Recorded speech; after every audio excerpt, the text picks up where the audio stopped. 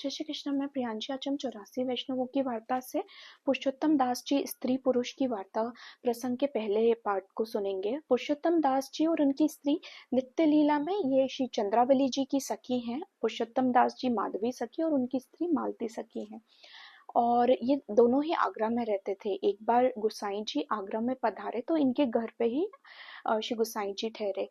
तब पुरुषोत्तम दास जी की स्त्री गुसाई जी से छुप रही थी। फिर गुसाई जी ने पुरुषोत्तम दास जी से पूछा कि तुम्हारी स्त्री कहाँ है। इस पर पुरुषोत्तम दास जी ने कहा उसका जनेऊ टूटा है। तब श्री गुसाई जी समझ गए वह उनके सामने क्यों नहीं आ रही।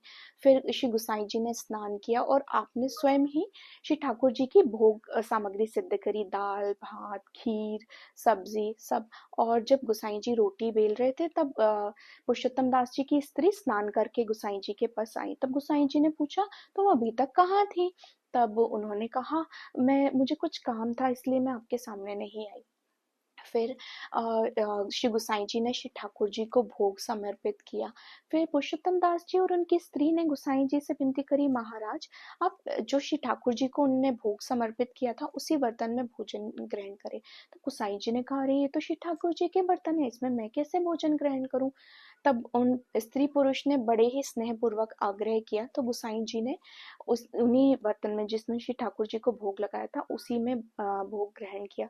और स्त्री पुरुष ने ये भी कहा महाराज आपकी कृपा से हमें धन की कोई कमी नहीं। अगर आप बर्तन तो नए भी आ जाएंगे पर कृपा करके आप इसी बर्तन में ग्रहण कीजिए। तो उनके विनय पूर्वक स्नेह भरे आग्रह को श्री गुसाई जी भी टाल नहीं सके और उन्हीं बर्तन में भोजन ग्रहण किया। इस पूरे प्रसंग के पीछे का भाव ये है कि पुरुषोत्तम दास जी और उनकी स्त्री श्री गुसाई जी में और श्री ठाकुर जी में कोई भेद नहीं कर रहे थे। और दूसरी बात ये भी है अगर वो बर्तन अगर बदलते उसमें उनका जो भोजन था गुसाई जी के लिए जो समर्पित कर रहे थे वह ठंडा भी हो सकता था और उसके स्वाद में भी कोई परिवर्तन हो सकता था। तो इसी भाव से उन्होंने श्री गुसाई जी से आग्रह किया कि वे श्री ठाकुर जी के पात्रों में ही भोजन ग्रहण करें।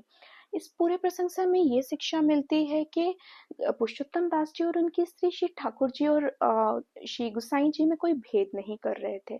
और दूसरी बात ये है यहाँ पर अगर हम कोई तर्क देके या फिर कुछ बड़ी बड़ी बातें करके अपने गुरु या श्री ठाकुर जी के ये नियमों को नहीं बदल सकते, पर अगर हम स्नेह और प्रेम पूर्वक उनसे आग्रह करते हैं तो उनके नियम भी बदले जा सकते हैं। जय श्री कृष्ण। श्री वल्लभाधीश की जय।